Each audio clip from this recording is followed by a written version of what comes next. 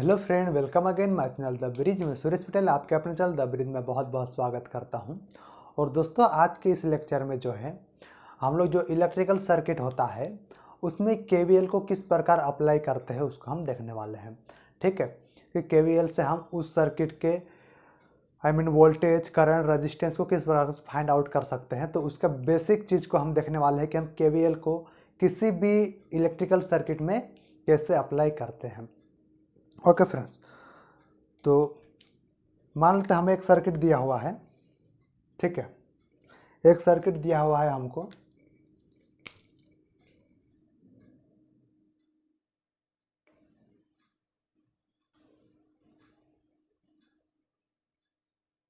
इसका positive terminal है, ये नेगेटिव टर्मिनल है।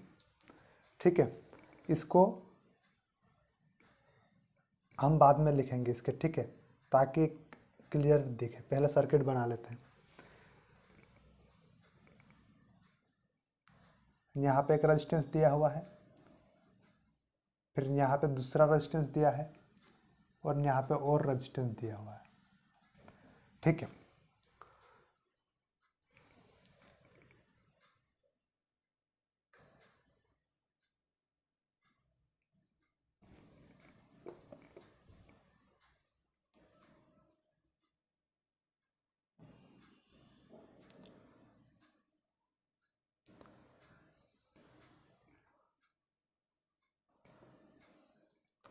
ये वोल्टेज सोर्स दिया हुआ है। ठीक है, ठीक इसी प्रकार यहाँ पे भी एक वोल्टेज सोर्स दिया हुआ है।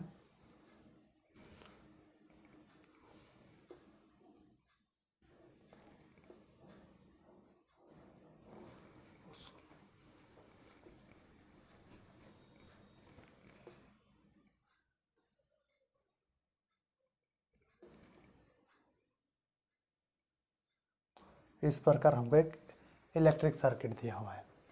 ठीक है, इसको E2 दिया है। दूसरे कलर से लेते हैं ताकि पहले इनको लिख लेते हैं। पॉजिटिव टर्मिनल, नेगेटिव टर्मिनल, और इसको माना है E2, इसको E1 माना है। इसका पॉजिटिव टर्मिनल है, ये नेगेटिव टर्मिनल है। ठीक है, इसको E3 माना है, इसका ये नेगेटिव टर्मिनल दिया है, इसमें ये पॉजिटिव टर्मिनल दिया है। ठीक है, और इसको दिया हुआ है पॉजिटिव नेगेटिव टर्मिनल E4।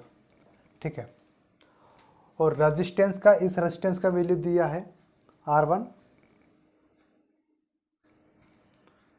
इसको R2 माना हुआ है। ठीक है, R3,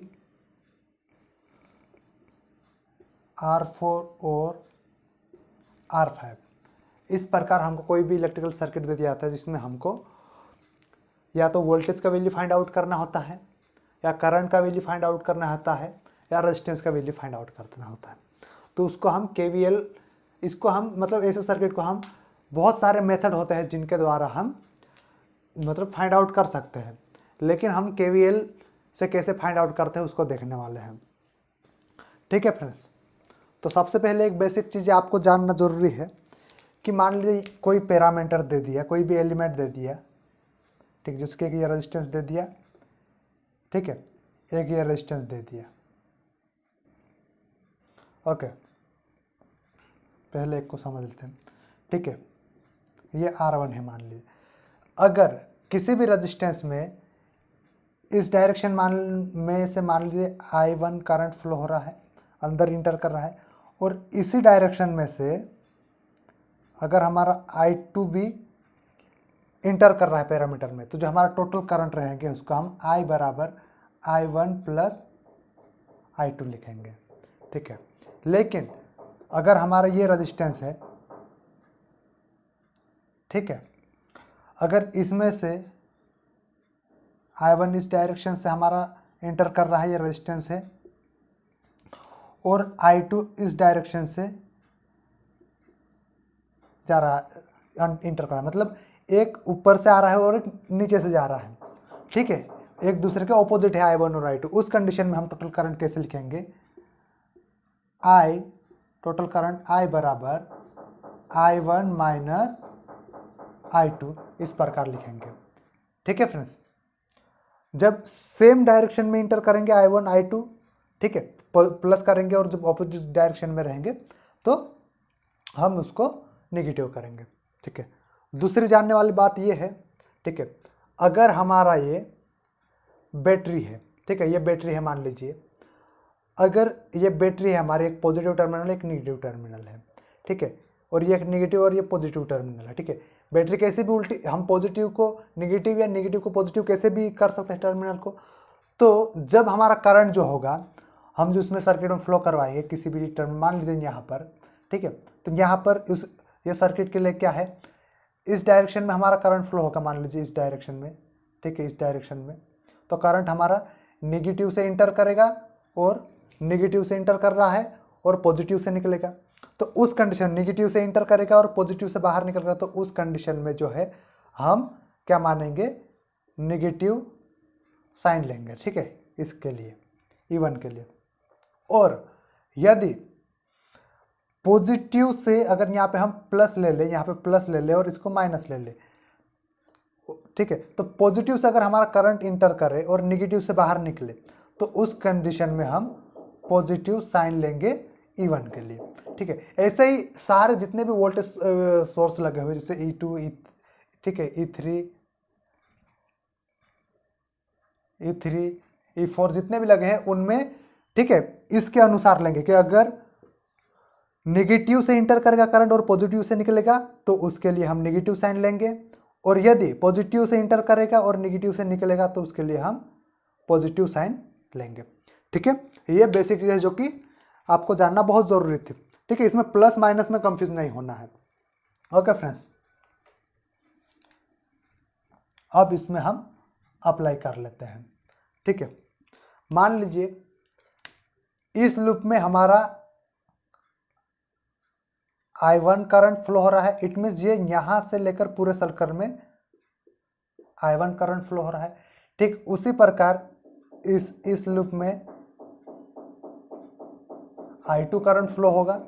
ठीक इसी प्रकार इस लूप में हमने माना इस डायरेक्शन में हमारा I3 फ्लो हो रहा। तो ये हमारा हो गया लूप नंबर फर्स्ट। ठीक है, ये हमारा हो गया लूप नंबर सेकेंड, और ये हमारा हो गया लूप नंबर थर्ड।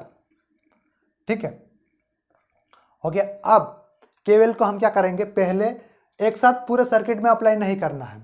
पहले जो है हम लूप जो 1 है, लूप 1 जो लिखा है हमने, जो लूप 1, इसमें केवीएल अप्लाई करेंगे। उसके बाद में दूसरे स्टेप में जो लूप 2 है इसमें केवीएल को अप्लाई करेंगे। उसके बाद में लूप 3 है, इसमें केवीएल को अप्लाई करेंगे। उसके बाद में उनको फाइंड आउट करेंगे। ठीक है फ्रेंड्स, तो हम सबसे पहले जो है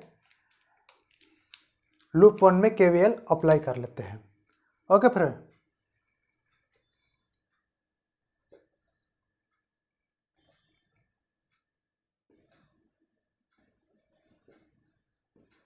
अप्लाई केवीएल इन लूप 1। ठीक है, लूप 1 में केवीएल अप्लाई करेंगे सबसे पहले। तो उस कंडीशन में देखिए हम यहां से स्टार्ट करेंगे। ठीक है, यहां से स्टार्ट करेंगे हम। तो जो हमारा करंट आई है वो इस डायरेक्शन में क्लॉकवाइज घूम रहा है। ठीक है, तो मतलब वो इधर से जा रहा है, इस डायरेक्शन में से घूम रहा है। तो करंट का है हमारा I1 से इंटर कर रहा है, सॉरी I1 जो है हमारा माइनस से इंटर कर रहा है और प्लस से निकल रहा है। ठीक है, इसलिए हम क्या करेंगे, E1 का वैल्यू जो है माइनस से इंटर कर रहा है और प्लस से निकल रहा है, तो हम माइनस जिससे इंटर कर गया उसको लेंगे, जिस इंटर के कर माइनस और प्लस निकल, तो माइनस E1। ठीक है, उसके बाद में प्लस चिन्ह लगा देंगे। उसके बाद में जो I1 है हमारा यहाँ से फ्लो होते हुए गए, फिर कहाँ आ जाएगा, R1 में हमारा करंट आ जाएगा। ये यहाँ से तो फ्लो हो गया इस बैटरी में से, अब इसमें जाएगा। तो R1 में हमारा करंट I1 आया, ये I1 इसमें गया, तो R1 × I1। ठीक है, फिर प्लस का प्लस साइन। अब कौन सी बात जो हमने आपको एक ही पैरामीटर में दो करंट जो जाते हैं उसके लिए आपको जो अभी बताया था, ठीक है। अब ये R2 है, ठीक है। R2 में करंट इधर से फ्लो होते हुए I1 आ रहा है, ठीक है, और इसके जस्ट ऑपोजिट साइड में फ्लो होते हुए I2 जा रहा है। तो उस कंडीशन में हम क्या करते हैं, अगर हम लूप 1 ले रहे हैं, ठीक है, लूप 1 ले रहे हैं ना, तो लूप 1 में करंट कौन सा है, I1 है, तो I1 को पहले लिखेंगे, उसके बाद में I2 को लिखेंगे। अगर लूप 2 फाइंड आउट करेंगे तो I2 को पहले लिखेंगे, उसके बाद में फिर I3 या I1 को लिखेंगे। ओके फ्रेंड, तो R2 में करंट कौन सा लूप 1 ले रहे हैं हम, तो R2 रेजिस्टेंस में करंट R1 में फ्लो हो गया, ठीक है, R1 से फ्लो होते हुए यहाँ पे R2 में आया, तो R2 में करंट कौन सा आया हमारा I1, ठीक है। उसके जस्ट ऑपोजिट डायरेक्शन में इधर से होते हुए I2 भी R1 में जा रहा है, I2 जो है वो R1 से होते हुए ऐसे जा रहा है, तो माइनस I2, क्योंकि I2 जो है वो ऑपोजिट डायरेक्शन में फ्लो हो रहा है इस रेजिस्टेंस में R2 में, और I2 के ऑपोजिट में, ठीक है। और ये दोनों है I1 I2 R2 से जा रहे हैं तो R2, ठीक है। उसके बाद में क्या करेंगे, यहाँ तक आ गया हमारा करंट I1 फ्लो होते होते, अब आएगा बैटरी में, ठीक है। बैटरी में अब बैटरी कौन सी है, E2। अब E2 में हमारा करंट ऐसे फॉलो होते हुए आ रहा है, तो इंटर कौन सा हो रहा है, पॉजिटिव साइन से इंटर हो रहा है और नेगेटिव साइन से निकल रहा है, इसलिए हम यहाँ पे क्या करेंगे, इंटर जो करेगा जिस साइन से करेगा उसका सिंबल लेंगे। तो पॉजिटिव से साइन इंटर करा है तो पॉजिटिव साइन लेंगे और E2 लिख देंगे। उसके बाद में फिर I1 करंट हमारा फ्लो होते हुए इस डायरेक्शन में जाएगा, तो हम यहाँ से तो फाइंड करना स्टार्ट कर रहे थे यहाँ से, तो हमारा पूरा सर्कल में करंट घूम गया यहाँ तक, ठीक है। तो हम इसका 0 लिख लेंगे, ठीक है। ये इक्वेशन 1 हो गई, ठीक है, लूप नंबर 1 का हो गया। ठीक उसी प्रकार हम जो KVL जो है लूप 2 पे अप्लाई करेंगे, ठीक है। लूप 2 पर KVL अप्लाई करेंगे। लूप 2 पर जब KVL अप्लाई करेंगे, ठीक है, तो हम कहीं से भी ले सकते हैं, ठीक है। मान लीजिए हम यहाँ से स्टार्ट करते हैं, ठीक है, तो फिर हमको पूरे राउंड घूम के फिर यहाँ पे आके रुक जाना है।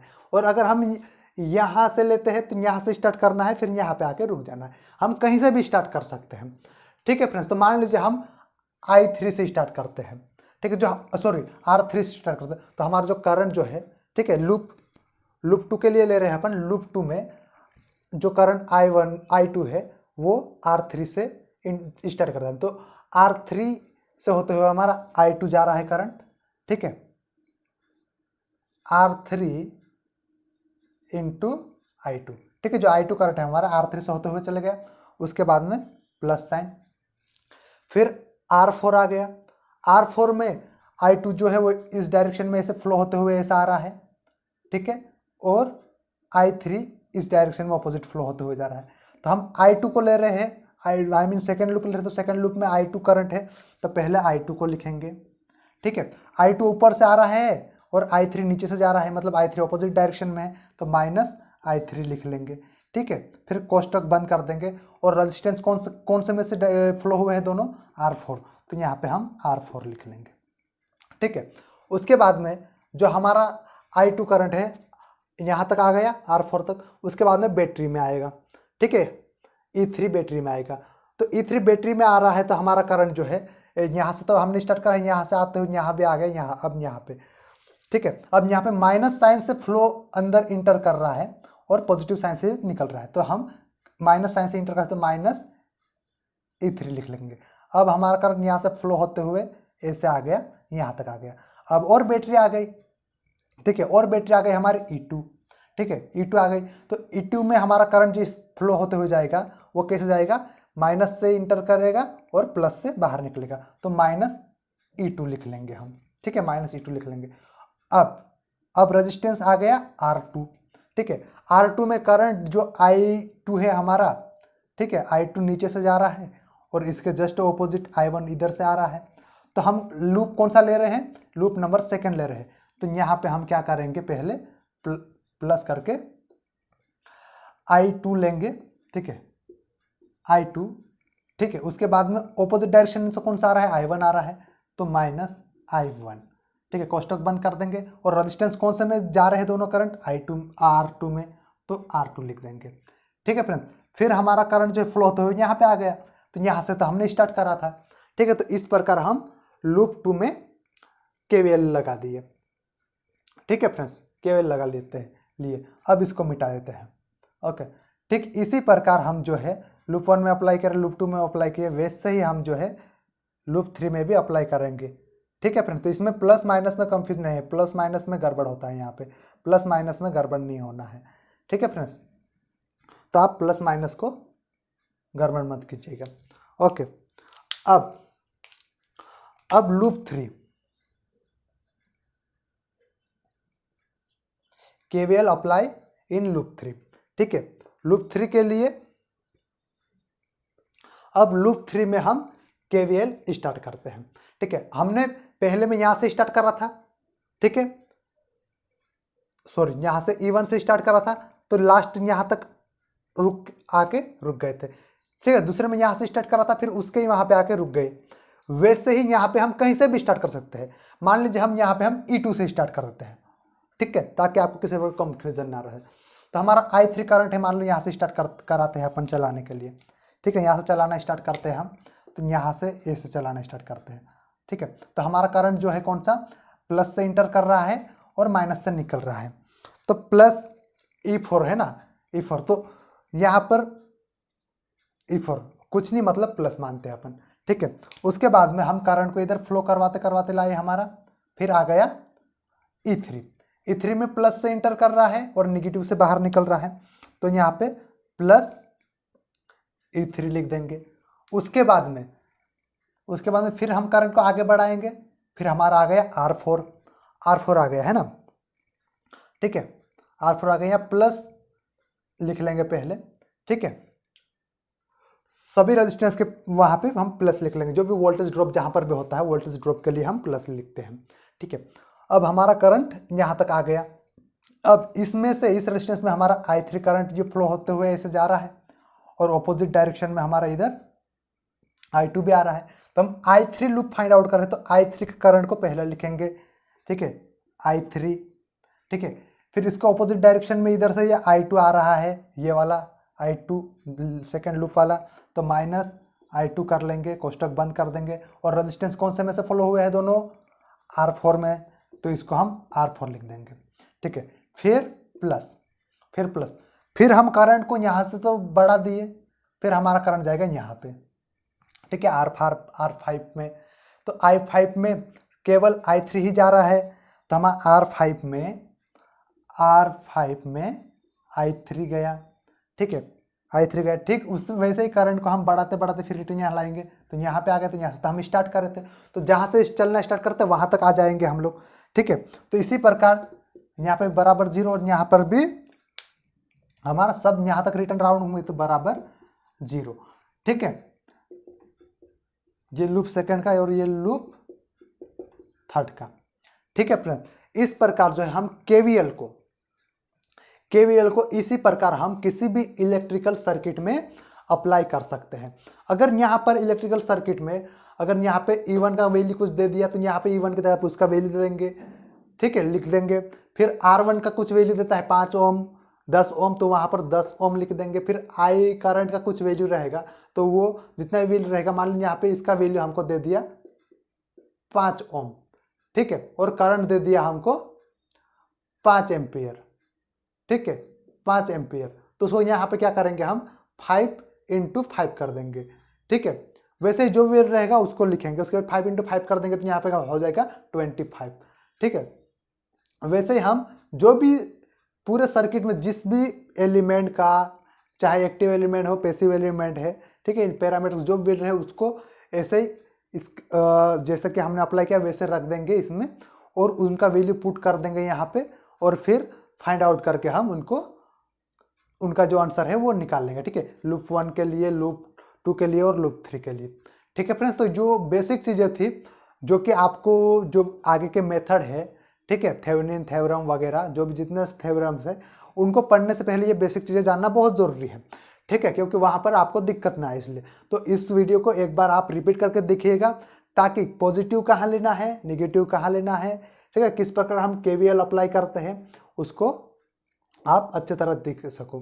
ठीक है फ्रेंड्स, इसी को आप KCL अप्लाई करके भी निकाल सकते हैं। उसमें क्या करते हैं हम, वहाँ पे हम एक नोड मान लेते हैं किसको, जैसे कि इसको नोड मान लिया, नोड 1 मान लिया, इसको नोड 2 मान लिया, ठीक है।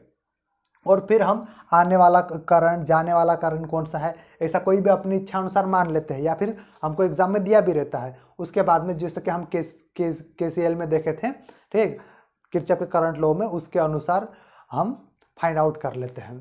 ओके फ्रेंड्स, तो आज के वीडियो को यहीं तक रखते हैं। इसको एक बार आप रिवाइज कीजिएगा और खुद से लिख के देखिएगा, ताकि आपको हैबिट हो जाए, ठीक है, कोई भी कंफ्यूजन ना रहे। फिर हम अगले वीडियो में हैं और एक नए टॉपिक के साथ आपको मिलते हैं। ठीक है फ्रेंड्स, वीडियो देखने के लिए बहुत बहुत धन्यवाद। Thank you for watching.